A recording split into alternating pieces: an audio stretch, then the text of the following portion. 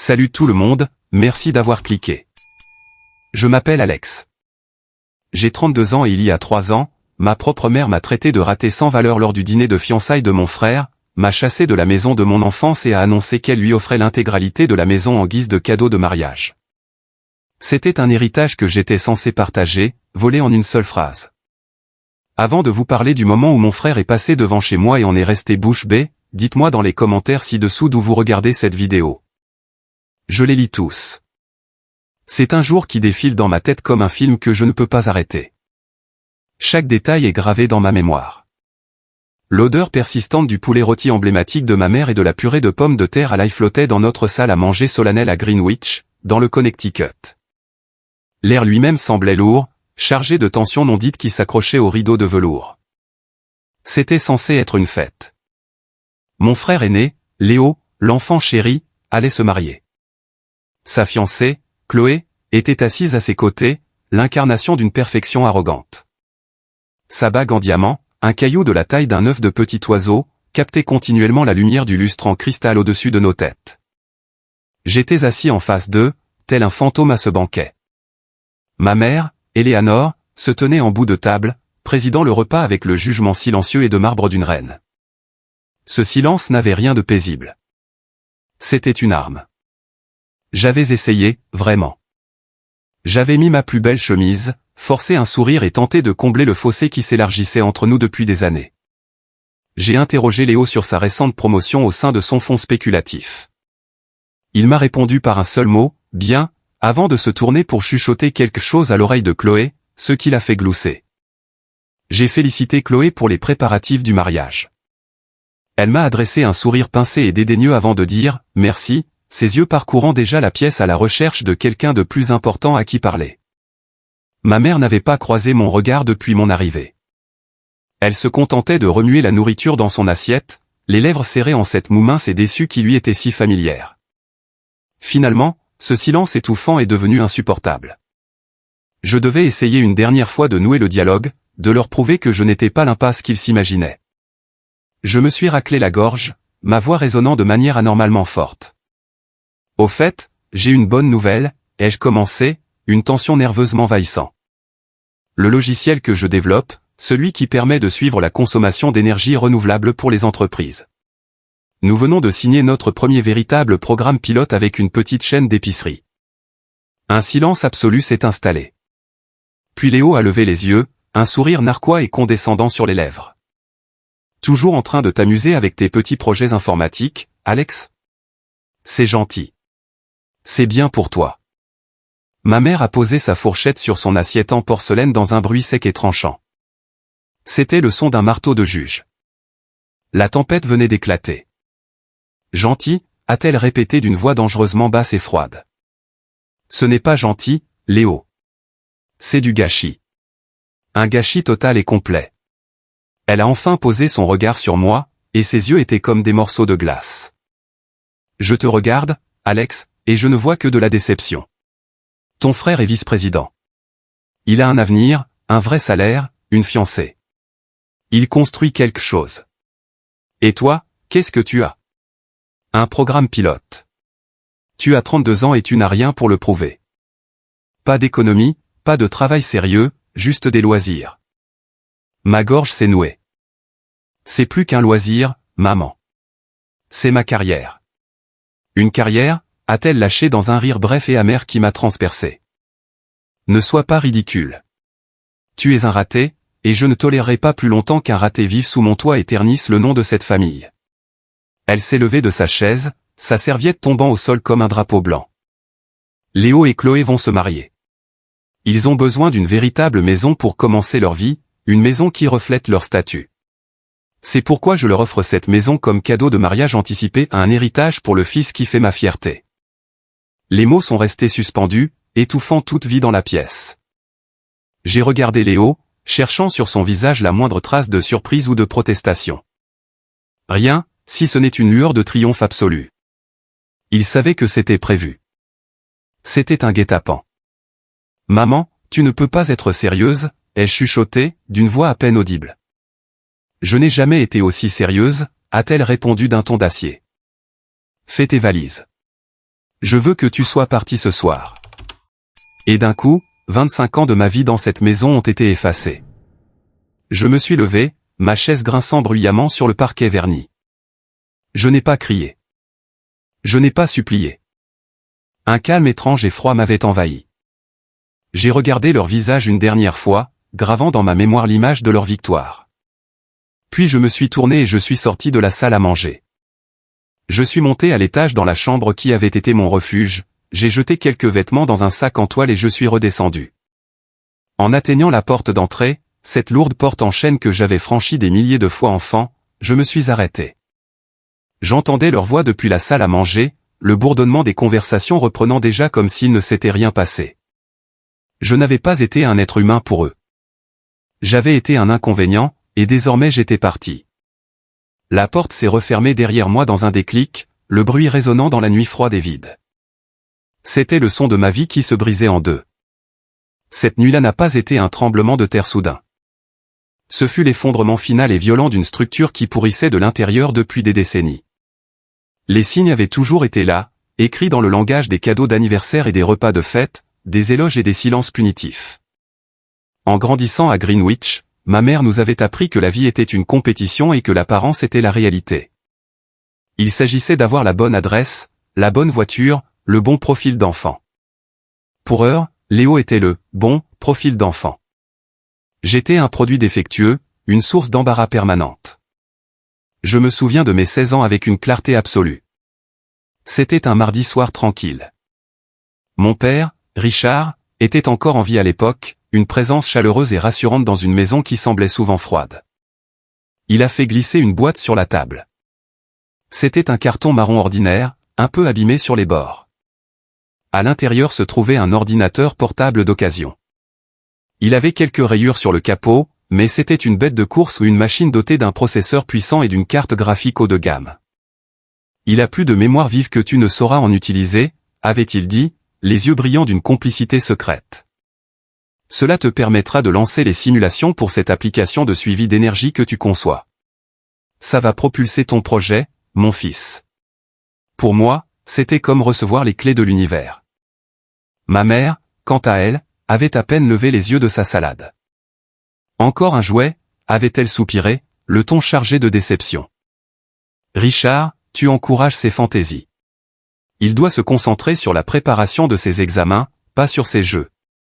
Ce soir-là, mon père et moi sommes restés éveillés jusqu'à 2 heures du matin dans le garage, notre laboratoire improvisé.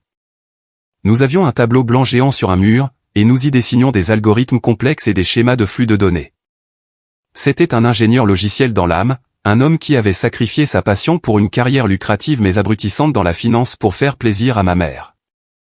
Il retrouvait en moi une part de sa jeunesse, celle qu'il avait dû abandonner. Ne laisse jamais personne te dire que c'est une perte de temps, Alex, m'a-t-il dit, la main sur mon épaule, l'odeur des feutres de tableau blanc flottant dans l'air. Ce que tu construis, c'est l'avenir. Il ne le voit pas encore. 6 mois plus tard, la maison était transformée pour les 16 ans de Léo. C'était digne d'une scène de film. Des traiteurs professionnels en veste blanche s'affairaient dans la cuisine. Un DJ s'était installé près de la piscine, les basses résonnant à travers le plancher. L'événement principal se trouvait dans l'allée où une voiture de sport rouge cerise neuve, une machine de pure vitesse inutile ornée d'un énorme ruban ridicule sur le capot.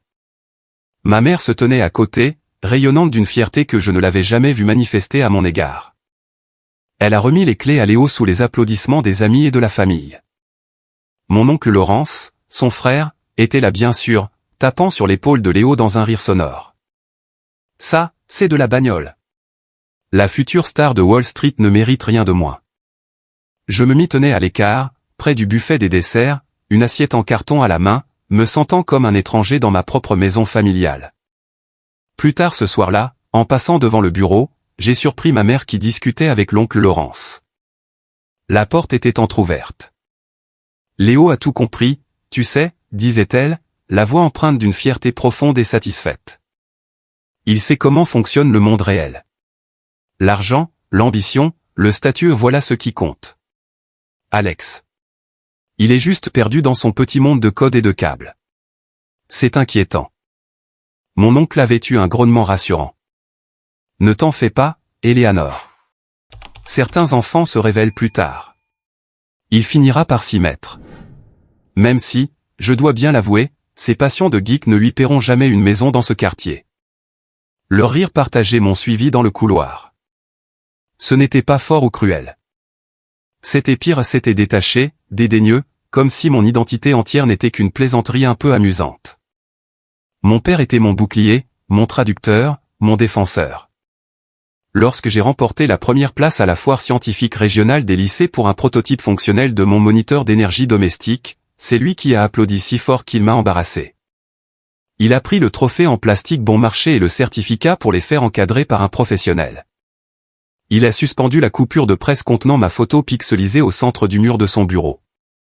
Le monde a besoin d'innovateurs comme toi, Alex, avait-il dit, la voix chargée d'une émotion qui m'a serré la gorge. Pas d'un banquier de plus. Ma mère a jeté un regard distrait sur le trophée quand je l'ai rapporté et a esquissé ce sourire pincé qui s'apparentait plutôt à une grimace.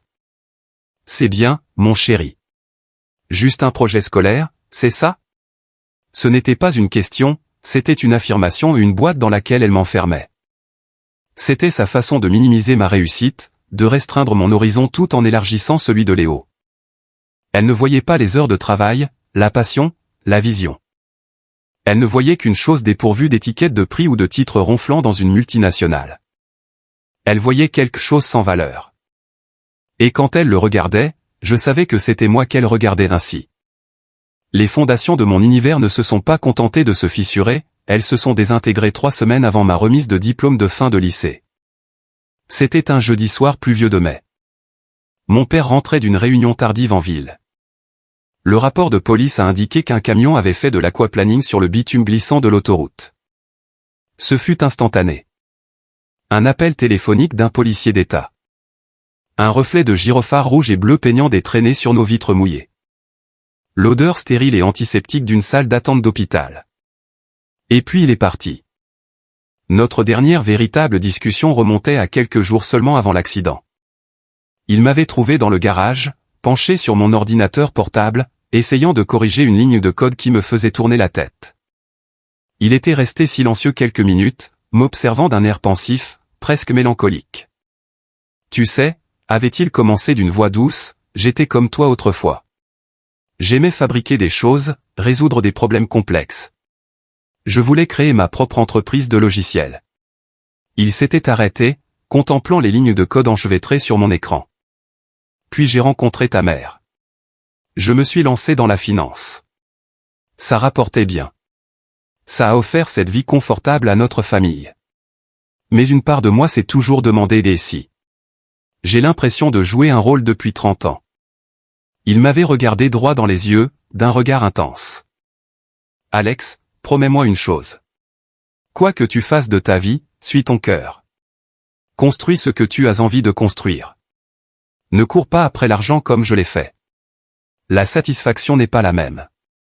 Ne laisse personne te détourner de tes rêves. J'avais marmonné un truc du genre, oui, papa. C'est promis, sans saisir la portée de ses paroles. Pour moi, ce n'était qu'un conseil paternel de plus. C'était désormais ses dernières volontés. C'est devenu un serment sacré, un héritage que je me devais d'honorer.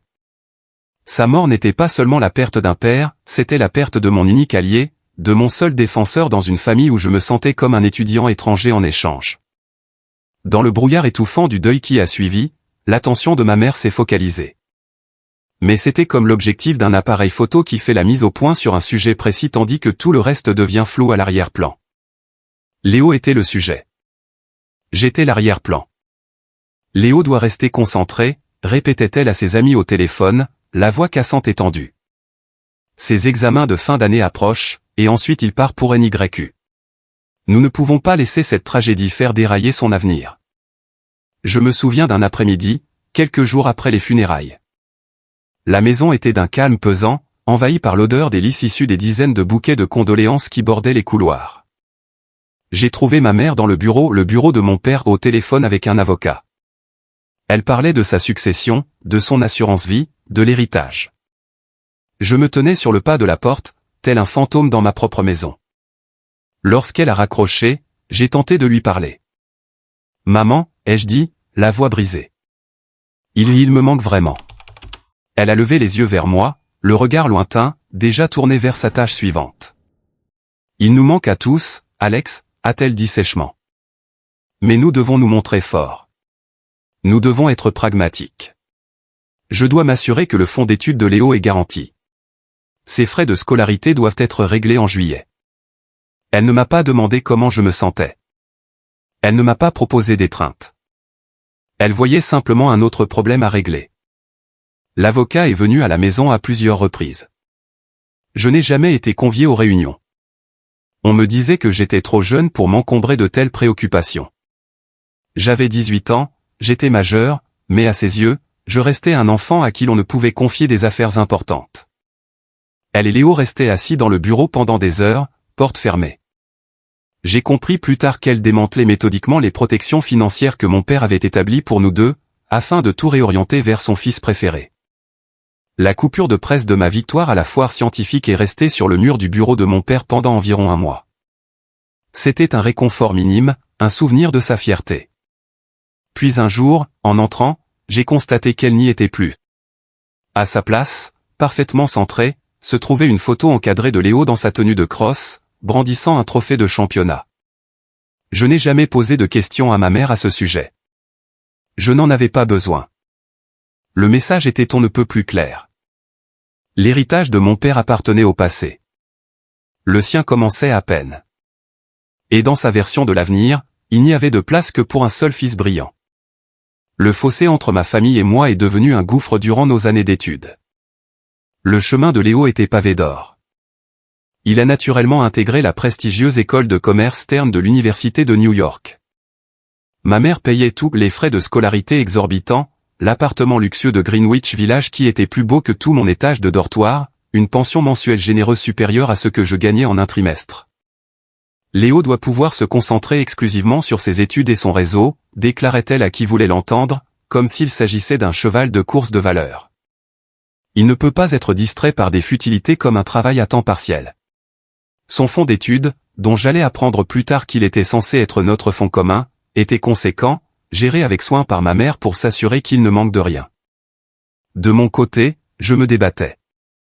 J'avais été admis à l'université du Connecticut en informatique avec une bourse d'études partielle que j'avais obtenue en travaillant d'arrache-pied au lycée. C'était mon seul sésame pour partir, couvrant environ la moitié des frais.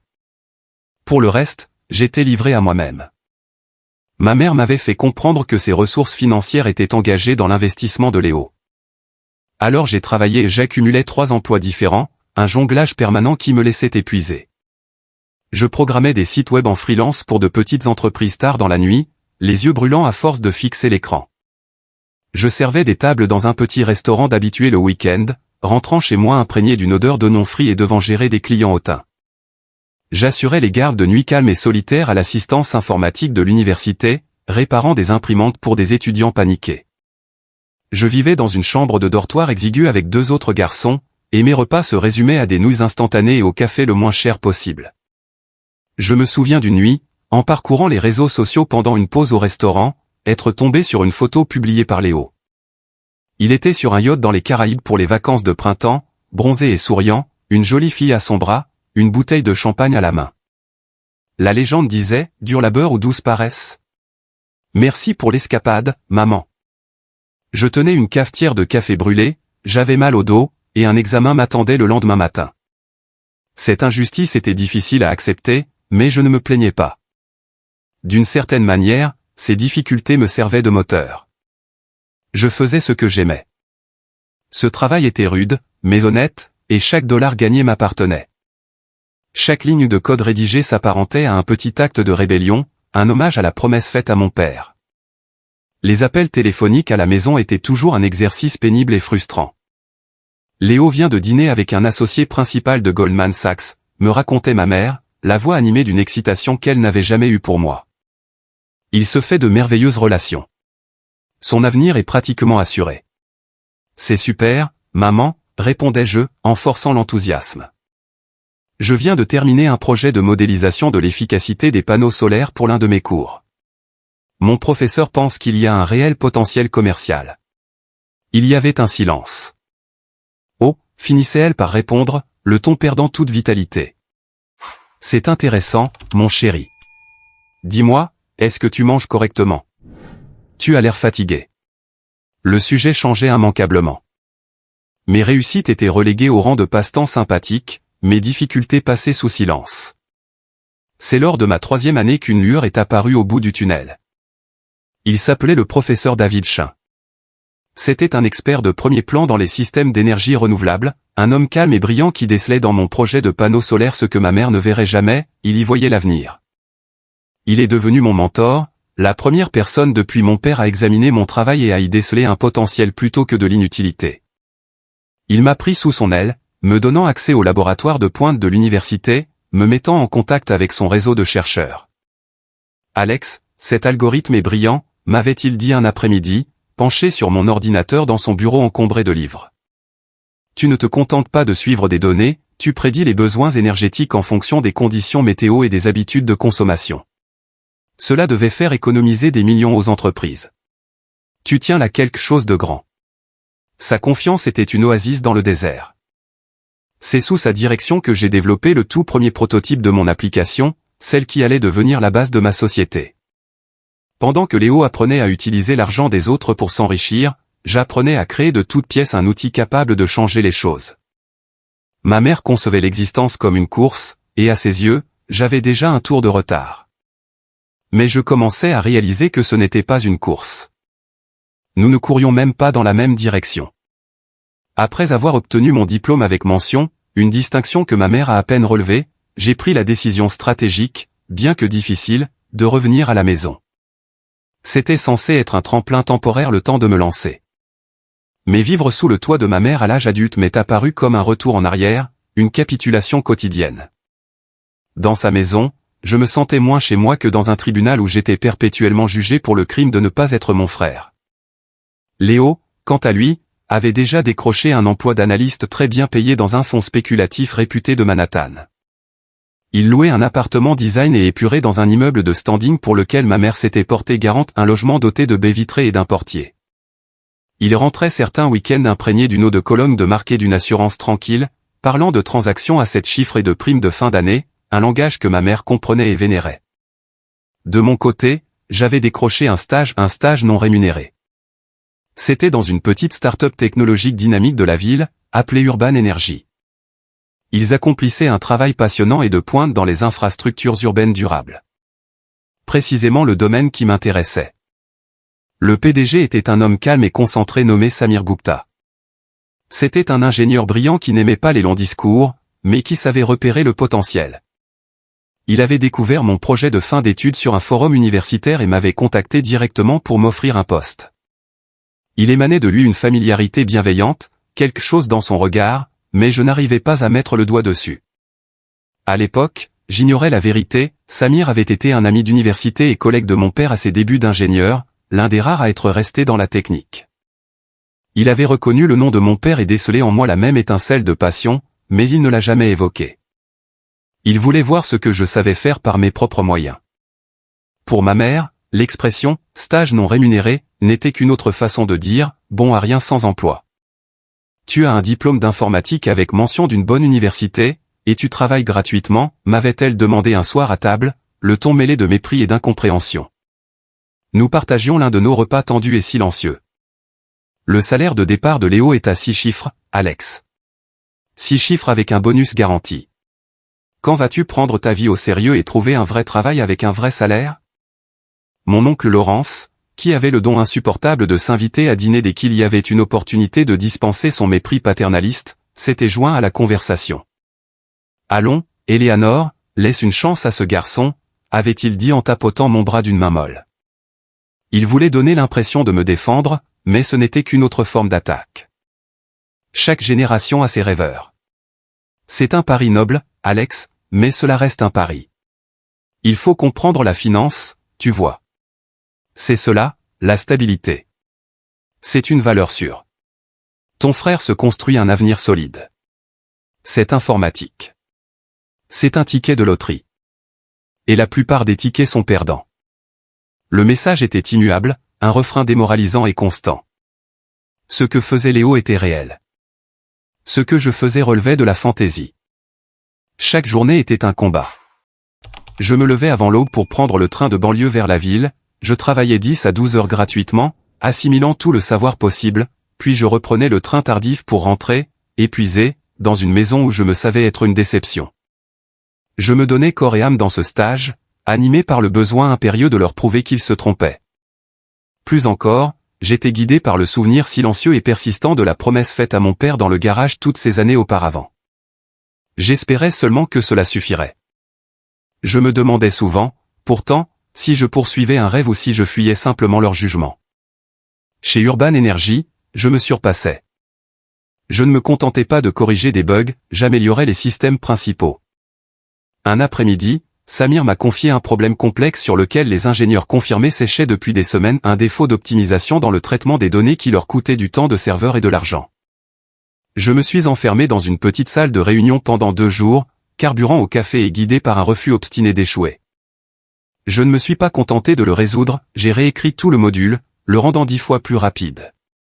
J'ai présenté le résultat à Samir, les mains tremblant légèrement. Et a examiné mon travail en silence, son visage restant impassible. Après 5 longues minutes, il a simplement hoché la tête lentement et a dit « Bon travail, Moore. Très bon travail. » Venant de sa part, c'était comme remporter une médaille olympique. C'était une petite victoire, mais c'était la mienne, et cela maintenait l'étincelle de l'espoir dans l'ambiance froide et méprisante de ma maison. Et cela nous ramène à cette nuit, celle qui a divisé ma vie en un avant et un après. La nuit du dîner de fiançailles de Léo et Chloé. Ce ne fut pas une simple remarque qui a mis ma mère hors d'elle. Ce fut l'aboutissement d'années d'un ressentiment latent, une cocotte minute qui allait inévitablement finir par exploser. J'étais venu à ce dîner armé d'une fragile étincelle d'espoir. L'après-midi même, Samir Gupta m'avait appelé dans son bureau. Il avait ce même regard sérieux et concentré. « Alex, avait-il dit, ton travail sur l'algorithme de prédiction énergétique a été révolutionnaire pour nous. Tu as accompli le travail de toute une équipe. » Il s'était penché en avant. « Nous sommes une petite entreprise. Nous ne pouvons pas t'offrir le salaire de ton frère. Pas encore. Mais nous te proposons un poste à plein temps d'ingénieur de projet principal, assorti d'options d'achat d'actions et une part significative. Si l'entreprise réussit, tu réussiras à très grande échelle. » C'était la toute première reconnaissance concrète de ma carrière, un vrai travail, un poste de direction, une part dans cet avenir que je contribuais à bâtir. Je me disais que peut-être, cela suffirait. Que c'était le langage qu'il comprendrait enfin. Alors, quand Léo a ricané sur mes petits projets informatiques, j'ai pris une inspiration et j'ai abattu mes cartes.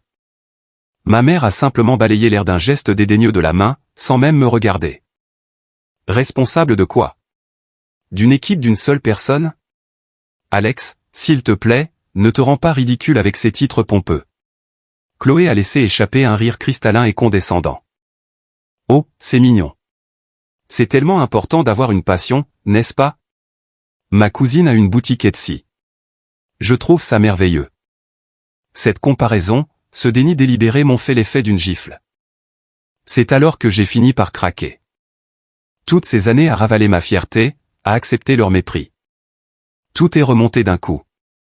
Pourquoi faites-vous cela, ai-je demandé, la voix brisée par une émotion que je ne pouvais plus contenir. Pourquoi rien de ce que je fais n'est jamais assez bien pour vous? C'est ma carrière. Je travaille 60 heures par semaine. C'est important pour moi. C'est un travail utile qui devrait aider des gens, pas seulement enrichir les plus riches. L'attaque contre le métier de Léo était une erreur. Le visage de ma mère s'est figé dans un masque de colère froide. Important, a-t-elle ricané d'un ton bas et menaçant. Laisse-moi te dire ce qui est important, puisque tu es visiblement si naïf, subvenir aux besoins de ta famille, bâtir un patrimoine, assurer ton avenir. Ton frère l'a compris. Il se fait un nom. Il garantit l'avenir de son foyer. Toi, tu joues dans un bac à sable et tu traînes notre nom de famille dans la boue. J'en ai assez de devoir me justifier pour toi auprès de mes amis.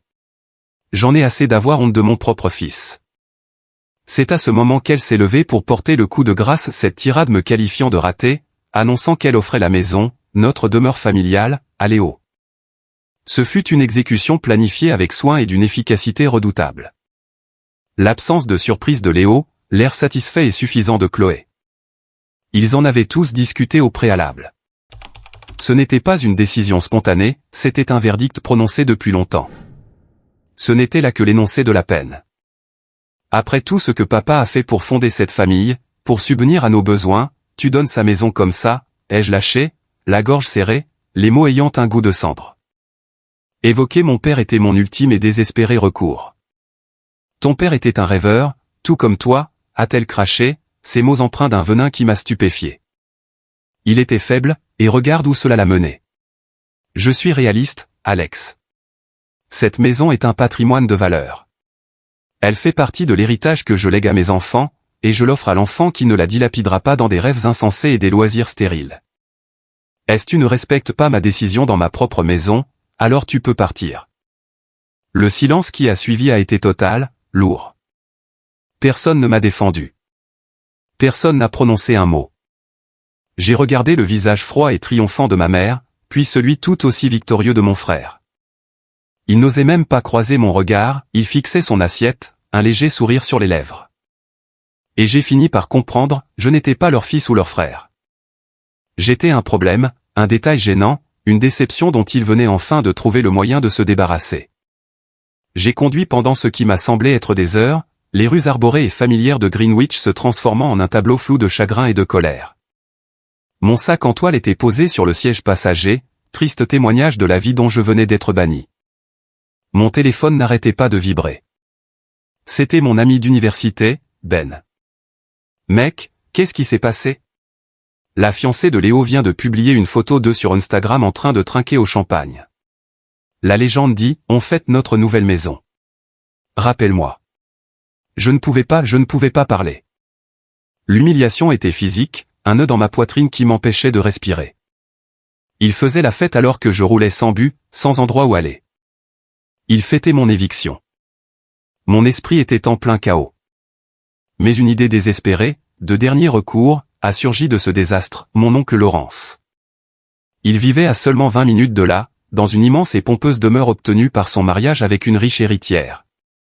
Il s'était toujours présenté comme l'oncle, cool, celui qui prétendait être de mon côté, tout en alimentant discrètement l'idée de ma mère selon laquelle j'étais un cas désespéré. Peut-être qu'en étant confronté à la réalité d'un neveu sans abri, il ferait preuve d'un minimum d'humanité. Je me suis engagé dans son immense allée, le gravier crissant sous mes pneus. La maison était éclairée comme un hôtel de luxe. J'ai sonné et, après un long moment, la lourde porte ornée s'est entr'ouverte. Il s'est présenté en personne, vêtu d'un peignoir en soie, un verre de whisky à la main. Son masque jovial habituel avait disparu, son visage était sévère, fermé. « Alex, qu'est-ce que tu fais ici à une heure pareille » a-t-il demandé, sans faire un geste pour m'inviter à entrer. Il barrait physiquement le passage. « Oncle Laurence » ai-je commencé, la voix brisée. « Maman. Elle m'a mis dehors. Elle donne la maison à Léo. Toute la maison. Je n'ai nulle part où aller. J'ai juste besoin d'un endroit où loger pour quelques nuits. Le temps de m'organiser, de trouver un appartement. » Il a soupiré un long soupir théâtral de profonde déception. Il a fait tourner le whisky dans son verre. « Je le sais, » a-t-il dit froidement. « Ta mère m'a appelé. Et honnêtement, Alex, je ne suis pas surpris. Ta mère est une femme pragmatique, une femme forte. Tu ne peux pas espérer vivre indéfiniment de sa générosité tout en poursuivant tes rêves informatiques. Ce ne sont pas des rêves, ai-je dit, les poings serrés. J'ai un travail, un vrai travail. J'ai été promu aujourd'hui. Un travail qui ne te permet pas de vivre décemment. Allons, mon garçon, a-t-il dit, secouant la tête avec un air de pitié plus insultant que de la colère. Cette hypocrisie pure m'a laissé sans voix. Cet homme, qui n'avait jamais réussi par ses propres mérites, me faisait la leçon sur la responsabilité. C'est donc tout, ai-je murmuré très bas. Tu me tournes le dos? Toi, le propre beau-frère de mon père. Il m'a regardé droit dans les yeux, sa voix étant dénuée de toute chaleur, de toute trace d'affection familiale. Je ne te tourne pas le dos, Alex. J'aide ta mère à te donner une leçon que ton père a toujours été trop faible pour t'enseigner. Le monde est un endroit difficile et impitoyable. Il est temps que tu grandisses et que tu l'affrontes. Vois cela comme un cadeau, le cadeau de toucher le fond. C'est un excellent point de départ pour reconstruire. Du moins, c'est ce qu'on dit. Il m'a adressé un ultime et mince sourire, et la porte a commencé à se refermer. J'ai entendu le verrou tourner. Voilà. J'avais touché le fond. Toutes les portes s'étaient refermées et verrouillées devant moi. Je suis resté là, dans son allée impeccable, sous les étoiles froides et indifférentes. Le désespoir pesait sur moi physiquement. Mais soudain, quelque chose a changé en moi. Le chagrin, l'humiliation, le désespoir ont commencé à se muer en un feu. Ce feu ne m'a pas consumé, il a forgé quelque chose de nouveau dans ma poitrine, quelque chose de froid, de dur et d'incassable, la détermination. Il pensait que j'allais couler. Il m'avait jeté dans le grand bain. Puisque mon oncle le disait, très bien, j'allais nager. J'allais nager plus vite et plus loin qu'il ne pouvait l'imaginer, et j'allais me bâtir mon propre océan. Je suis remonté dans ma vieille voiture, je me suis éloigné de cette maison, de cette ville, et pour la première fois de ma vie, je ne me suis pas retourné. J'en avais fini avec eux. Totalement et définitivement fini. Les mois qui ont suivi ont été un enchaînement difficile et déroutant de cafés bon marché, de nuits blanches et du ronronnement sourd et permanent d'un serveur informatique. J'ai trouvé un minuscule studio délabré dans un quartier difficile de Brooklyn. La peinture s'écaillait, le radiateur faisait un bruit d'enclume toute la nuit et la fenêtre donnait sur un mur de briques. C'était tout ce que je pouvais me payer avec mes maigres économies. Mais c'était chez moi. Pour la première fois de mon existence, je me sentais libre, d'une liberté vertigineuse. Le poids écrasant des attentes de ma famille avait disparu, remplacé par la pression stimulante de la pure survie. J'ai appliqué la politique de la terre brûlée. J'ai bloqué les numéros de ma mère, de mon frère, de mon oncle. Je me suis retiré de tous les réseaux sociaux. La seule personne avec qui je restais en contact était mon ami Ben, qui m'envoyait un message toutes les 2 semaines, toujours vivant. C'était un fil ténu me rattachant au monde que j'avais connu, le rappel que quelqu'un se souciait encore de moi. Ma concentration entière, chaque instant de veille, était dédiée à mon travail chez Urban Energy. Maintenant que j'étais salarié à plein temps, même si ce salaire couvrait à peine mon loyer et mes nouilles instantanées, j'y investissais toute mon énergie. J'étais le premier arrivé au bureau et le dernier parti. Mon chagrin et ma colère me servaient de carburant. Chaque ligne de code était une brique de cette nouvelle vie que je construisais. Un soir, bloqué sur un problème complexe et submergé par la solitude, j'ai tenté ma chance et j'ai contacté mon ancien mentor, le professeur Chin. Nous nous sommes retrouvés pour prendre un café dans un petit établissement près de l'université. Je lui ai raconté tout ce qui s'était passé et le dîner, la maison, le rejet de mon oncle. J'ai tout déballé, toute cette sombre histoire. Il a écouté patiemment, le visage calme et impassible. Quand j'ai eu fini, il ne m'a pas offert les platitudes de sympathie auxquelles je m'attendais, il m'a proposé une stratégie. Il y a quelqu'un que tu devrais rencontrer, a-t-il dit en sortant son téléphone. Elle s'appelle Jessica Vance. C'est une investisseuse en capital risque. Elle est réputée pour être redoutable, un vrai requin, mais c'est l'une des personnes les plus intelligentes que je connaisse, et tout son fonds d'investissement est axé sur les technologies vertes de rupture. Ton algorithme, Alex, est trop important pour n'être qu'une fonctionnalité dans l'entreprise d'un autre. Il mérite d'être une entité à part entière. Il est temps d'arrêter de construire pour les autres et de commencer à construire pour toi-même. La rencontre a eu lieu dans une salle de réunion impersonnelle aux parois vitrées, au 40e étage d'un gratte-ciel de Midtown Manhattan. La vue à elle seule valait plus que tous mes biens réunis.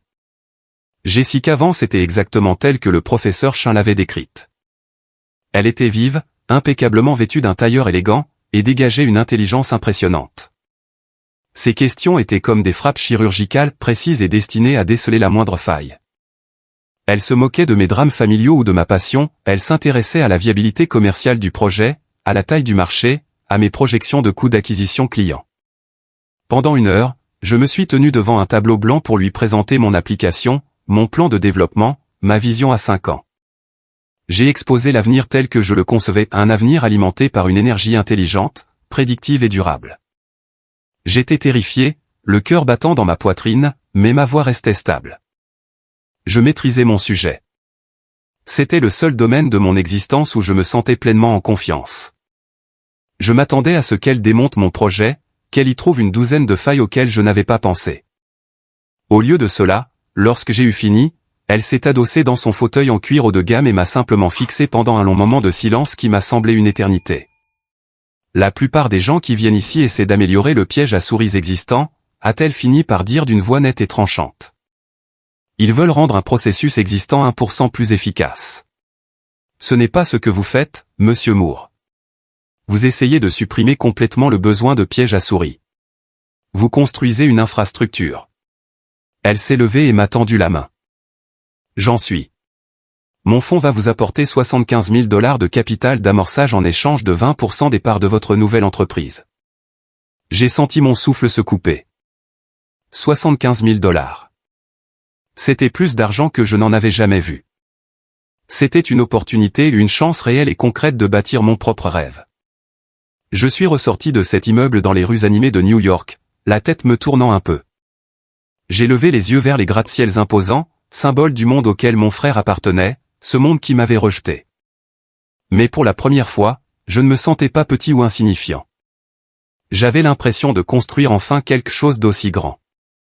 J'ai décidé de nommer ma nouvelle entreprise Vidian Dynamics.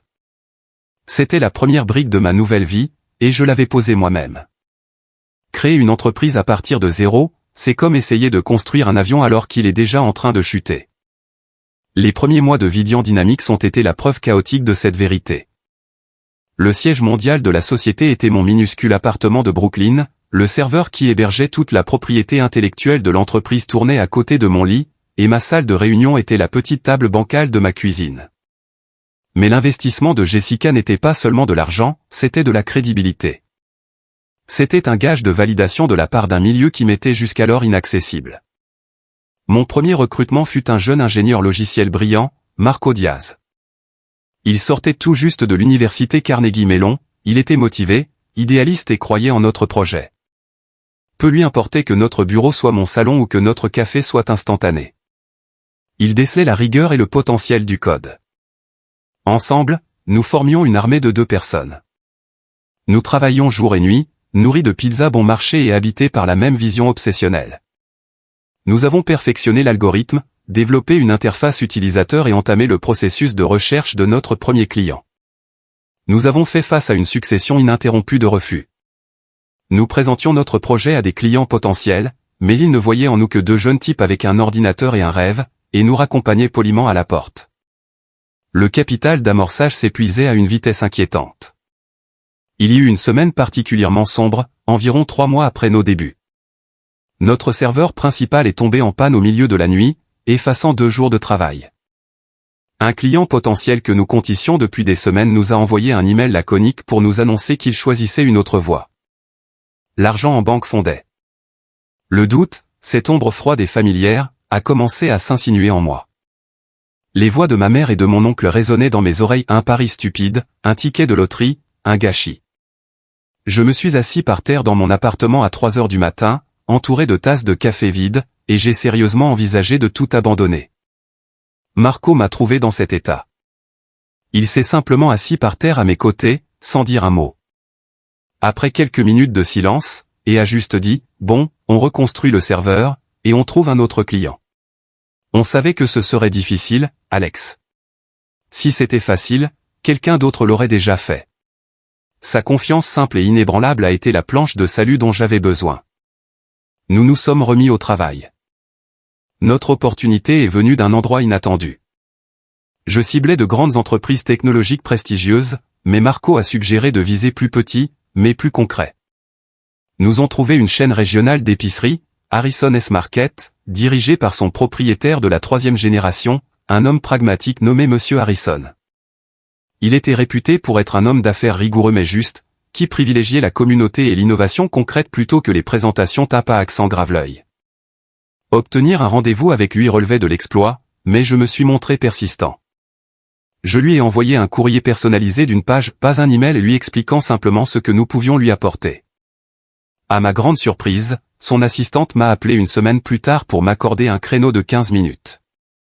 Marco et moi sommes entrés dans son bureau modeste, lambrissé de bois. Je n'ai pas parlé de capital risque, d'options d'achat d'actions ou de modèles de rupture, j'ai parlé de ses magasins. J'ai expliqué comment notre système pouvait réduire ses factures d'électricité de 30% et des économies qu'il pourrait répercuter sur ses clients ou réinvestir dans la couverture santé de ses employés. J'ai parlé de bâtir un avenir plus durable pour la communauté que sa famille servait depuis 50 ans. Il a écouté, son visage marqué par le temps pensif, ses yeux perçants m'observant attentivement. À la fin de notre présentation, il s'est penché en avant, joignant ses mains sur son bureau. Je reçois une douzaine de propositions par semaine de jeunes techniciens prétentieux qui veulent me vendre des choses dont je n'ai pas besoin, a-t-il dit d'un ton grogon. Vous êtes différent. Vous ne vendez pas un logiciel, vous vendez une solution. Mon père me disait toujours d'investir dans les gens qui croient en ce qu'ils font. Il a marqué une pause. Je vais vous donner votre chance. Nous allons lancer un programme pilote dans nos 3 plus grands magasins. Ne me faites pas regretter cela, jeune homme. Marco et moi sommes sortis de ce rendez-vous hébété, sans prononcer un mot avant d'être dans la rue. Puis nous nous sommes regardés et nous avons éclaté de rire. Ce n'était pas un contrat de plusieurs millions de dollars, mais c'était tout pour nous. C'était un premier pas. C'était l'opportunité de prouver que notre projet insensé pouvait donner des résultats réels et concrets. La tempête n'était pas terminée, mais pour la première fois, j'apercevais une éclaircie à travers les nuages. 3 ans. C'est le temps qu'il a fallu. 3 ans d'un travail acharné, obsessionnel, dévorant. Le programme pilote avec Harrison S. Market a été un succès retentissant. Nous n'avons pas seulement réduit leur facture d'énergie de 30%, nous les avons réduites de 35%. Et nous avons identifié 2 sources majeures de gaspillage d'énergie dont ils ignoraient l'existence. Monsieur Harrison était ravi. Il est devenu notre plus grand défenseur, notre plus fervent partisan. Il nous a personnellement recommandé à d'autres chefs d'entreprise de son réseau. Et d'un coup, les vannes se sont ouvertes. Le bouche-à-oreille a fonctionné. Cet unique contrat décroché de haute lutte s'est transformé en une douzaine, puis en une centaine. Vidian Dynamics n'a pas seulement grandi, elle a explosé. Nous avons quitté mon appartement pour un petit bureau exigu, puis pour un étage complet dans un immeuble de verre et d'acier du centre-ville de Brooklyn. Notre équipe est passée de 2 à 16, puis à 50 ingénieurs, analystes de données et commerciaux brillants. Nous avons bouclé plusieurs levées de fonds menées par un grand cabinet de la Silicon Valley, reléguant l'investissement initial de Jessica Vance au rang d'argent de poche. Mon petit projet informatique fournissait désormais des solutions énergétiques intelligentes à des entreprises de New York, du New Jersey et du Connecticut, leur faisant économiser des millions de dollars et réduisant considérablement leur empreinte carbone. Je n'étais plus le gamin sans le sou et sans abri chassé de chez lui, j'étais le fondateur et PDG d'une entreprise pesant plusieurs millions de dollars. Mais l'argent, aussi cliché que cela puisse paraître, n'avait jamais été le but. Ce n'était qu'un effet secondaire. Le but, c'était le travail. C'était de prouver qu'une vision pour un monde meilleur et plus durable n'était pas une perte de temps, c'était l'avenir. Ma réussite s'est accompagnée d'une liberté financière que je n'aurais jamais cru possible. J'aurais pu m'offrir un Penthouse à Manhattan avec vue sur la ville, une voiture de sport à accent graveleuil pour rivaliser avec celle que ma mère avait achetée à Léo, tous ces apparats de la réussite auxquels ma mère et mon frère attachaient tant d'importance. Mais je voulais autre chose. Je voulais du concret. Je voulais un foyer et pas seulement une maison, mais un foyer. Un endroit qui soit l'incarnation physique de tout ce en quoi je croyais. Mon avocat m'a aidé à trouver le terrain idéal. C'était une magnifique parcelle boisée de près de 3 hectares à Greenwich, non loin de l'endroit où j'avais grandi. Elle se situait sur une route calme et isolée. C'était parfait. C'était comme boucler la boucle, mais selon mes propres conditions.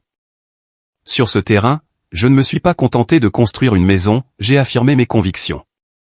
J'ai engagé les meilleurs architectes et ingénieurs du pays, des spécialistes de l'éco-conception. Nous avons conçu un chef-d'œuvre moderne et minimaliste de verre, d'acier et de bois de récupération qui s'intégrait parfaitement dans la forêt environnante. Elle était totalement autonome, véritable laboratoire vivant de la technologie que mon entreprise développait. Elle intégrait pleinement nos propres systèmes, fonctionnant grâce à un vaste réseau de panneaux solaires dissimulés, avec un système de chauffage et de climatisation géothermique et un système de recyclage de l'eau de pointe qui retraitait chaque goutte utilisée. C'était une maison à énergie positive, elle produisait en réalité plus d'énergie qu'elle n'en consommait, réinjectant le surplus dans le réseau électrique de la ville. Les travaux ont duré plus d'1 an. Je m'y rendais chaque semaine, supervisant le moindre détail. Un jour, pendant le coulage des fondations, j'ai trouvé une vieille boîte en métal rouillée enfouie près d'un grand chêne. À l'intérieur, enveloppé dans une toile huilée, se trouvaient des plans dessinés à la main. Ils dataient de 20 ans. C'étaient ceux de mon père. C'étaient ses croquis originaux d'amateur pour la maison durable qu'il rêvait de construire sur ce terrain même. Voir son écriture familière, ses notes dans les marges. Ce fut comme un message du passé, la confirmation que j'étais sur la bonne voie. Une fois terminée, la maison est devenue mon sanctuaire. Elle était calme, magnifique, témoignage de la force d'un rêve. Je l'avais bâtie à partir de rien.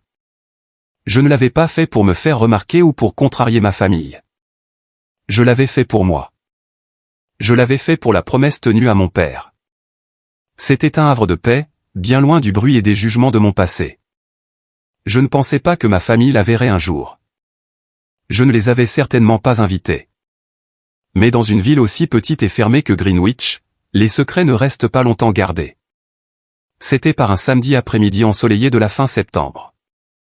Je me trouvais dans mon bureau, entouré de baies vitrées, qui me donnaient l'impression d'être dans une cabane perchée pour adultes, à examiner des rapports trimestriels. Mon téléphone, relié à la caméra de sécurité du portail, a vibré. J'ai jeté un œil à l'écran et mon sang s'est glacé. Une élégante Mercedes noire, la voiture de Léo, venait de s'arrêter devant mon portail. Mon frère était au volant, sa femme Chloé à ses côtés. Ils sont restés assis là pendant une minute entière, immobiles, observant simplement la maison au bout de la longue allée. Je distinguais parfaitement le visage de Léo sur l'écran haute définition de la caméra. Il en avait littéralement la bouche bée. Il désignait la maison du doigt, parlant avec animation à Chloé, qui semblait tout aussi stupéfaite, la main sur la bouche. Puis il a cherché son téléphone. Je savais pertinemment qui il appelait. J'ai observé la scène, spectateur détaché de ma propre existence, tandis qu'il descendait de voiture et faisait les 100 pas, gesticulant dans la direction de la maison. Il hurlait dans son téléphone. « Maman, tu ne vas pas me croire. Il y a une maison moderne incroyable sur l'ancien terrain des Miller. Ça doit valoir 10, peut-être 20 millions. Attends, bouge pas, je l'ai vu s'approcher du portail, plissant les yeux pour lire la petite plaque d'adresse discrète que j'avais installée. Elle ne comportait pas de numéro, juste un mot, Moore. Attends une seconde. Le nom. C'est. Non, c'est pas possible. Maman, cette maison. Elle est à lui. Elle est à Alex. 1 heure plus tard, comme je m'y attendais, une autre voiture s'est arrêtée devant le portail, une Lexus grise familière. Ma mère. Elle est descendue de voiture, paraissant plus frêle et plus vieille que dans mes souvenirs. Elle était pâle. Elle s'est approchée du portail, a repéré l'objectif de la caméra et s'est adressée directement à elle, sa voix grésillant étrangement dans l'interphone. « Alex, s'il te plaît. C'est ta mère. Nous devons parler. S'il te plaît, ouvre le portail. » Contre toute attente, faisant fi de mon instinct de préservation, j'ai appuyé sur le bouton. Le lourd portail en acier s'est ouvert en silence. J'ai choisi de la recevoir selon mes propres conditions, sur mon terrain. J'ai descendu l'allée en pierre et je l'ai rejointe sur les marches du perron. Elle regardait autour d'elle, les yeux grands ouverts, observant les lignes épurées de l'architecture, les baies vitrées qui reflétaient les arbres d'automne, le ronronnement discret et puissant d'un écosystème parfaitement équilibré. C'était un univers qu'elle ne comprenait pas, et cela l'effrayait. « Alex » a-t-elle murmuré d'un ton mielleux et fin que je ne connaissais que trop bien. C'était sa voix de gestion de crise. Je n'en avais aucune idée. Je suis tellement fier de toi. Elle a fait un pas vers moi, tendant la main vers mon bras. Je me suis trompé. J'ai eu tellement tort de t'éloigner. Pourras-tu me pardonner un jour? Je n'ai pas bougé. Je ne l'ai pas laissé me toucher. Je suis resté là, les bras croisés, n'éprouvant rien d'autre qu'un vide profond et las. Tu n'es pas fier de moi, ai-je dit d'un ton plat et égal. Tu es impressionné par cela. J'ai désigné la maison d'un geste. Ce n'est qu'une autre version de la voiture de sport de Léo à tes yeux, un symbole de richesse et de réussite. C'est le seul langage que tu comprennes. Ce n'est pas vrai, a-t-elle insisté, ses yeux s'embuant de larmes dont je savais qu'elles étaient feintes. J'ai fait une erreur. J'avais peur pour toi. J'essayais de te protéger, de te pousser vers ce que je croyais être la réussite. Je veux que tu reviennes dans ma vie. Je veux retrouver ma famille. C'est à ce moment que des années de colère refoulée sont réapparues à la surface. Ce n'était pas une colère brûlante et explosive, elle était froide, tranchante et précise. Ma famille? Tu as déclaré que je ne faisais pas partie de ta famille il y a 3 ans. Tu m'as chassé sans rien d'autre qu'un sac en toile et les vêtements que je portais. Mais regarde ce que tu as construit, a-t-elle plaidé d'une voix plus forte. Tout s'est arrangé pour le mieux, n'est-ce pas? Mon intransigeance a été la motivation dont tu avais besoin. J'ai ri à un rire bref, sans joie, cinglant. Tout s'est arrangé parce que je suis parti. Tout s'est arrangé sans ton aide. En réalité, tout s'est arrangé malgré toi. J'ai pris une grande inspiration, prêt à porter le coup de grâce, la seule partie de l'histoire qu'elle ignorait, celle qui allait détruire toute l'image qu'elle avait d'elle-même. Tu veux savoir la véritable raison pour laquelle j'ai construit cette maison, ici même, sur ce terrain précis, ai-je demandé, ma voix devenant presque un murmure.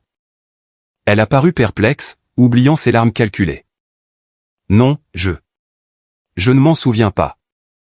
Laisse-moi te rafraîchir la mémoire, ai-je dit d'une voix de glace. Un jeune ingénieur logiciel l'a acheté. Il rêvait de construire une maison familiale autonome, un endroit où la technologie et la nature coexisteraient, un endroit pour élever ses 2 fils loin de la corruption de Wall Street. Il y avait investi toutes ses économies. Il avait même dessiné les plans lui-même. J'ai fait une pause, laissant les mots faire leur chemin. Mais sa femme trouvait que c'était un rêve stupide et irréalisable. Elle s'est moquée de lui a dit de le vendre et d'investir dans quelque chose de réel, quelque chose qui impressionnerait ses amis. Alors il l'a fait. Il a vendu le terrain, il a abandonné son rêve et s'est lancé dans la finance pour lui plaire. Tout le sang a quitté son visage alors que ce souvenir, qu'elle avait délibérément occulté, refaisait surface. Sa bouche s'est entr'ouverte, mais aucun son n'est sorti. Oui, ai-je dit doucement, remuant le couteau dans la plaie. Papa avait acheté ce terrain. C'était son rêve. Le rêve que tu as qualifié de stupide. Le rêve que tu l'as forcé à sacrifier. J'ai sorti mon téléphone de ma poche, j'ai affiché la photo des anciens plans dessinés à la main que j'avais trouvés et je la lui ai présentée. Son écriture familière figurait dans un coin. Je n'ai pas construit cette maison pour toi. Je ne l'ai pas construite pour t'impressionner, ni pour impressionner Léo. Je l'ai construite pour lui. J'ai terminé ce qu'il avait commencé. Alors ne t'avise plus jamais de venir ici, dans la maison de mon père, pour tenter de t'attribuer une part de cette réussite. Tu n'es pas la bienvenue ici. Elle est restée là, sans voix, le visage marqué par une horreur absolue. Pour la toute première fois de mon existence, j'avais laissé ma mère sans voix.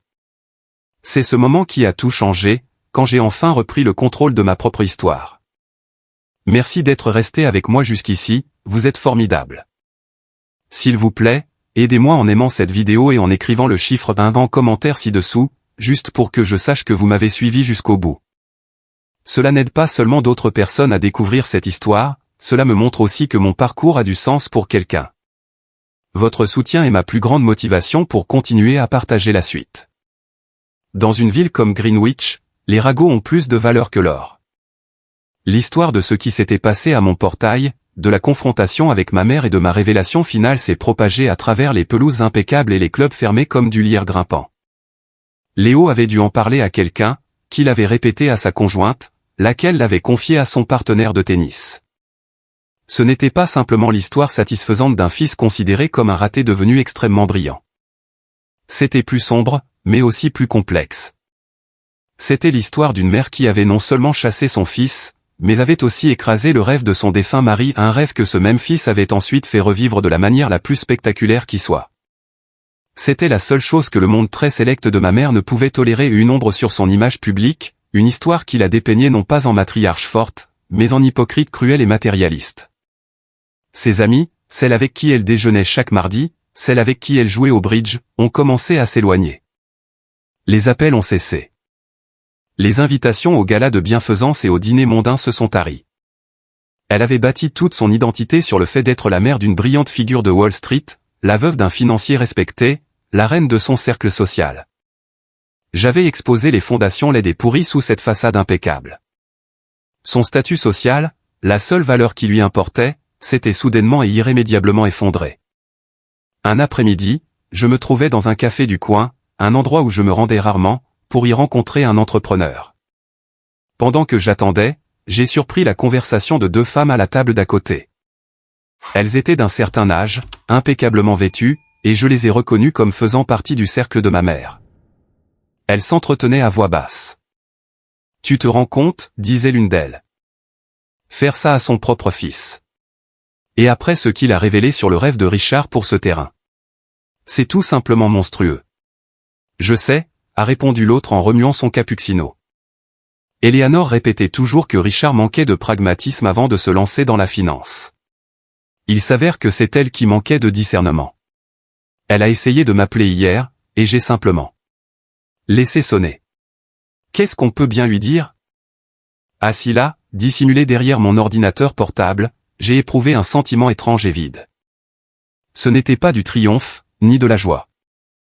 C'était juste le constat calme et triste de la réalité de ce monde auquel j'avais échappé. Une semaine après notre confrontation, j'ai reçu un message d'un numéro inconnu, toujours à t'amuser avec tes jouets informatiques, à ce que je vois. C'est une cabane perchée bien coûteuse que tu t'es bâtie. N'oublie pas qui a fait les vraies études. Ton frère méritait cette maison.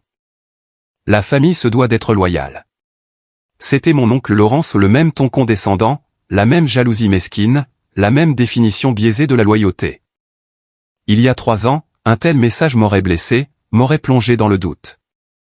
Aujourd'hui, c'était simplement pathétique. C'était le sursaut désespéré d'un homme dont toute la vision du monde s'écroulait. Je n'éprouvais pas de colère, mais une pitié lointaine, presque détachée. J'ai supprimé le message sans hésiter et j'ai bloqué le numéro. J'en avais fini de me confronter à leur venin. Ma tranquillité d'esprit avait bien plus de valeur que le dernier mot. Mon ami Ben m'a appelé quelques jours plus tard. « Mec, tu as vraiment mis un coup de pied dans la fourmilière », a-t-il dit, le ton empreint d'admiration. « Ma mère joue au bridge avec des amis de ta mère. » Apparemment, Eleanor est complètement dévastée. Elle raconte à tout le monde que tu t'es laissé corrompre par l'argent facile et que tu as oublié le sens de la famille.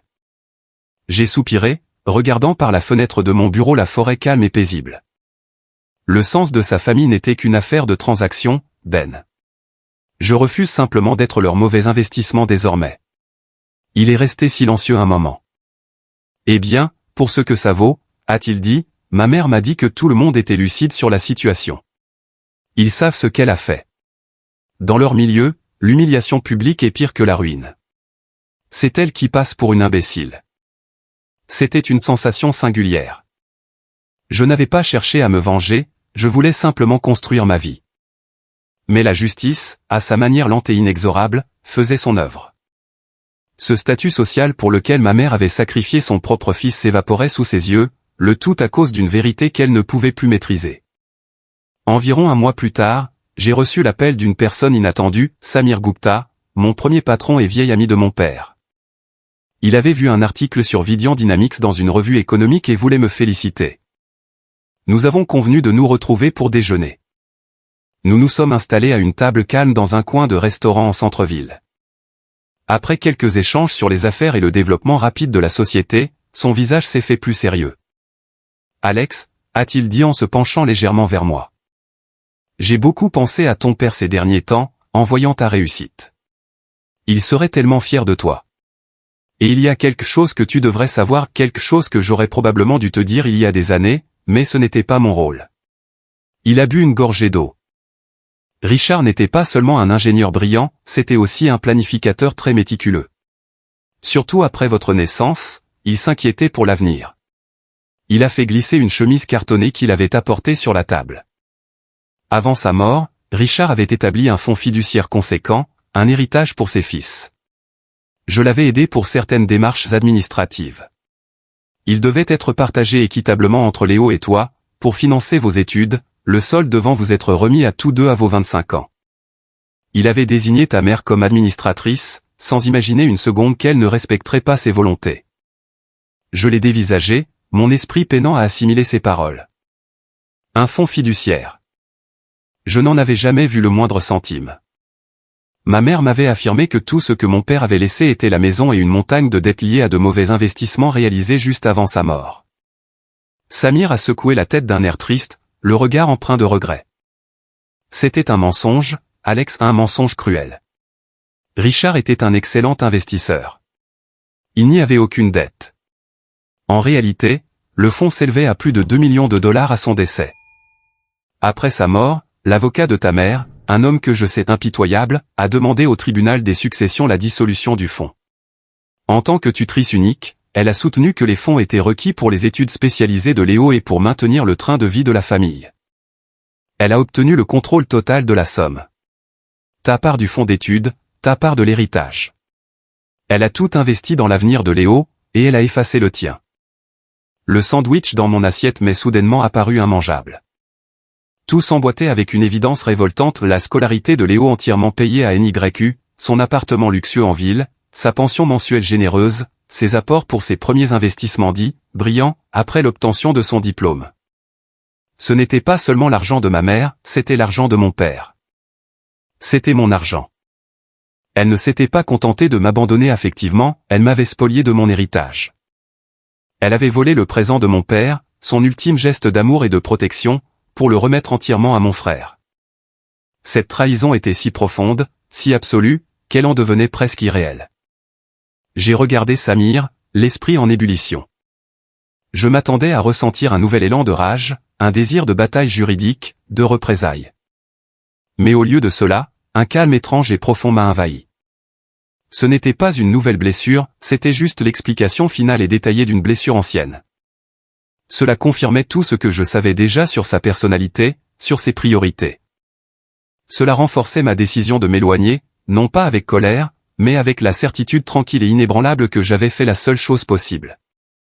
Mon père avait tenté de me fournir un filet de sécurité, ma mère avait pris des ciseaux pour le réduire en lambeaux, et j'avais malgré tout appris à voler de mes propres ailes. Une autre année a passé. La vie a repris son cours, loin du tumulte des confrontations et des révélations, au rythme régulier, calme et satisfaisant d'un projet de vie. Vidian Dynamics a poursuivi sa progression. Nous avons étendu nos activités dans le Maryland et en Pennsylvanie, notre technologie de prédiction énergétique devenant la nouvelle référence en matière de transition énergétique pour les entreprises. Nous n'étions plus une modeste start-up, nous étions un acteur majeur dans le secteur des technologies vertes. Je n'étais plus seulement un PDG, j'étais un innovateur reconnu, invité à m'exprimer lors de grands colloques professionnels et dans des universités sur l'avenir des technologies durables. Ma vie n'était pas dictée par l'argent ou les distinctions, même s'il validait mon investissement, elle était centrée sur le travail lui-même. Elle reposait sur l'équipe que j'avais bâtie autour de moi. Marco, mon premier employé, était désormais mon directeur de la technologie, un dirigeant brillant à part entière, respecté dans tout le secteur. Nous avions construit une culture d'entreprise fondée sur le respect, la collaboration et une passion partagée pour la résolution de problèmes complexes, l'exact opposé de la hiérarchie toxique et exclusive de ma famille d'enfance. Ces personnes, mon équipe, mon mentor, le professeur Chin, mon ami fidèle Ben, constituaient ma véritable famille, celle que j'avais choisie, celle qui m'avait choisi en retour, et non celle dans laquelle j'étais né par un simple hasard biologique.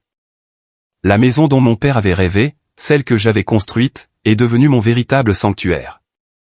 Je passais mes week-ends à arpenter les sentiers boisés de la propriété, mon chien courant devant moi.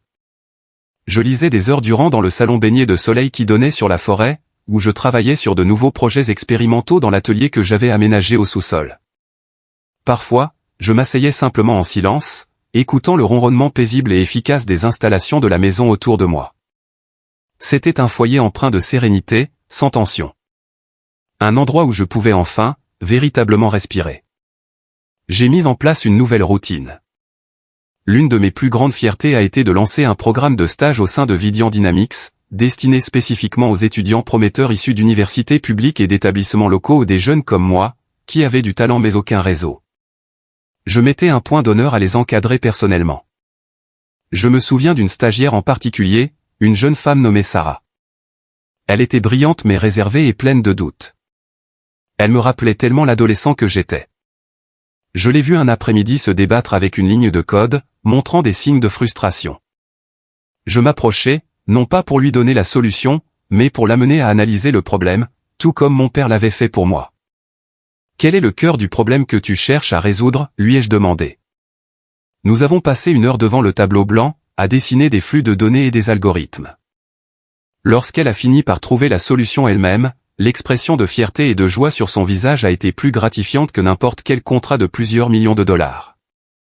Je brisais le cycle. Je devenais pour d'autres cette figure d'encouragement que mon père avait été pour moi. Je transmettais son héritage. Je n'ai jamais débloqué les numéros de ma famille. J'entendais parler d'eux par le bouche à oreille, par Ben, ou par quelques coupures de presse occasionnelles, mais je n'ai jamais cherché à les recontacter. Ma mère avait apparemment vendu la vieille maison, celle qu'elle avait offerte à Léo en grande pompe, pour s'installer dans un petit appartement en copropriété. Sa vie mondaine ne s'était jamais relevée du scandale. Mon oncle Laurence, d'après ce que j'ai appris, était confronté à de graves difficultés financières après un divorce houleux et très coûteux. Je n'éprouvais rien, aucune satisfaction, aucune colère, aucune pitié. Ils étaient des personnages d'un livre que j'avais terminé de lire depuis longtemps. Leur histoire n'était plus la mienne. Mon histoire consistait à regarder vers l'avant, à construire, à créer un héritage d'innovation et de transmission dont mon père aurait été fier. J'étais enfin en paix, guéri d'une blessure dont j'avais pensé autrefois qu'elle me définirait à jamais. J'étais plus qu'un simple survivant de mon passé, j'étais l'architecte de mon propre avenir. Le dernier chapitre de mon ancienne vie, l'épilogue que je n'avais jamais demandé, m'est parvenu, comme souvent, par l'intermédiaire de Ben. Il m'a appelé un soir, la voix hésitante, un ton qui, je le savais, annonçait une mauvaise nouvelle qu'il répugnait à partager. « Salut mec, j'ai une drôle de nouvelle. Tu devrais t'asseoir pour écouter ça. » Il m'a raconté que le mariage de Léo et Chloé, celui qui avait été célébré le soir de mon éviction, avait volé en éclats de manière spectaculaire. La pression de ma réussite, contrastant avec leur propre existence stagnante, était devenue une présence toxique permanente sous leur toit. Chloé, semble-t-il, n'avait jamais cessé de rappeler à Léo que ce « raté » de frère possédait désormais l'une des demeures les plus en vue et les plus chères de Greenwich. La jalousie était devenue corrosive, rongeant leur couple jusqu'à ce qu'il ne reste plus que du ressentiment et des reproches. Ils étaient en plein divorce conflictuel. Mais ce n'était pas le pire. Le véritable désastre était financier. Après la construction de ta maison, a expliqué Ben, d'un ton mêlé d'incrédulité et de pitié, Léo est devenu obsédé. Il a un peu perdu la tête. Il voulait absolument te surpasser, prouver qu'il restait la vraie réussite de la famille. Alors il a quitté son emploi stable et très bien payé dans son fonds de placement pour investir tout son argent, ainsi qu'une part importante de celui de ta mère, dans un projet immobilier à haut risque. Mon estomac s'est noué. J'avais un mauvais pressentiment. Je savais où cela menait. Quel genre de projet? Il a essayé de t'imiter, a d'abord dit Ben. Il a créé une société de promotion immobilière pour construire des écovillas de luxe. Il s'imaginait qu'il lui suffirait de poser quelques panneaux solaires sur une grande maison de mauvais goût pour l'appeler technologie verte. Il n'avait aucune idée de ce qu'il faisait, Alex. Il n'avait pas tes connaissances, tes compétences techniques, ta passion. Il courait simplement après l'apparence, le statut. Il construisait des monuments à la gloire de son propre ego. Le projet a été un désastre prévisible et total. Il économisait sur tout, utilisait des matériaux bon marché, et ses réalisations manquaient d'efficacité et d'esthétique. Tout le projet reposait sur des bases d'arrogance et d'ignorance. Le marché immobilier a connu un léger fléchissement, ses investisseurs ont pris peur et se sont retirés, et il s'est retrouvé avec un portefeuille de villas à moitié achevé et invendable qui lui coûtait une fortune. Il avait tenté de jouer à mon jeu sans en comprendre les règles, et il avait perdu de manière spectaculaire. Il s'était déclaré en faillite. L'ironie amère finale, la maison dont ma mère m'avait chassé, la grande récompense qu'elle avait attribuée à son enfant chéri, le symbole même de sa victoire et de ma défaite, avait désormais disparu.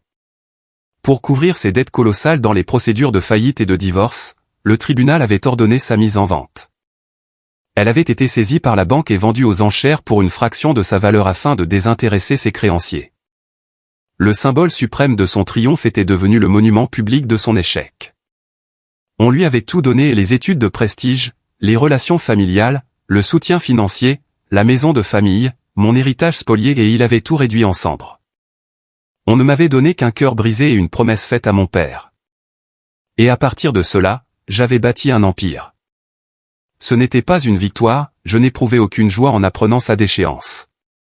C'était une tragédie, le récit vain et stérile de la manière dont la jalousie, lorsqu'elle n'est pas maîtrisée, finit toujours par se consumer elle-même. Et j'étais simplement heureux, si profondément heureux, d'être enfin assez loin pour ne pas être touché par les flammes. Alors, me voilà aujourd'hui. Je suis dans mon bureau, celui qui semble flotter au milieu des arbres, la lumière de la fin d'après-midi filtrant à travers les parois vitrées. Sur mon bureau, à côté des écrans affichant les données énergétiques en temps réel de milliers de bâtiments dans tout le pays, se trouve une unique vieille photo dans un cadre en bois tout simple. Elle me montre aux côtés de mon père, dans notre garage, il y a près de 20 ans. Nous nous tenons à côté d'un tableau blanc couvert de son écriture désordonnée et brillante ou une version plus jeune et plus frêle de moi-même rayonnant à ses côtés, pleine d'un espoir que j'avais longtemps oublié et que je venais tout juste de retrouver. Parfois, je regarde cette photo et je pense au chemin long, sinueux et douloureux qui m'a mené à cet endroit précis. Pendant longtemps, surtout au début, à l'époque de la colère, je pensais que ce parcours consistait à prouver à ma mère et à mon frère qu'ils se trompaient. J'imaginais le jour où je réussirais assez pour leur jeter ma réussite au visage. Je pensais que le succès serait la vengeance ultime. Mais je me trompais. Debout ici aujourd'hui, dans cette maison bâtie sur un rêve, à diriger une entreprise construite sur une promesse, j'ai enfin compris la vérité, mon parcours n'a jamais consisté à leur prouver qu'ils avaient tort. Il consistait à prouver que mon père avait raison. Il croyait que la passion avait de la valeur au-delà d'une étiquette de prix. Il croyait que construire quelque chose d'utile importait plus que de courir après des chiffres sur un bilan comptable. Il croyait que l'avenir appartenait à ceux qui avaient le courage de le créer. Il croyait en moi. Ma mère voyait un raté, un gâchis. Mais mon père voyait un avenir. Et j'ai passé ces dernières années à essayer simplement de construire le monde qu'il imaginait. Je n'ai pas reparlé à ma mère ni à mon frère depuis ce jour à mon portail. Je ne sais pas si je le ferai un jour. J'ai appris que le pardon ne consiste pas à les absoudre, il consiste à me libérer de ma propre colère. Et je suis libre. Mas cette liberté n'impose pas de retrouvailles. Certains ponts, une fois coupés, ne sont pas faits pour être reconstruits. Ma véritable famille est cette équipe qui entre chaque matin dans les bureaux de Vidian Dynamics, prête à changer le monde à mes côtés. Ma famille, c'est mon ami Ben, qui n'a jamais cessé de prendre de mes nouvelles. Ma famille, c'est le souvenir de mon père, une ligne de conduite qui m'habite. Mon histoire n'est pas une question de richesse ou de revanche. Elle porte sur la force tranquille et inébranlable de rester fidèle à soi-même, même lorsque ceux qui sont censés vous aimer le plus vous affirment que vous ne valez rien. Il s'agit de comprendre que parfois, la plus belle chose qu'une famille toxique puisse vous offrir est la liberté qui découle du moment où elle vous laisse enfin partir. Merci d'avoir écouté mon histoire. J'espère qu'elle a trouvé un écho en vous. Avez-vous déjà été confronté à une situation où vous deviez choisir entre votre passion et les attentes de votre famille? Partagez votre histoire dans les commentaires ci-dessous. J'aimerais beaucoup vous lire. Et s'il vous plaît, n'oubliez pas d'aimer la vidéo et de vous abonner pour ne pas manquer la suite.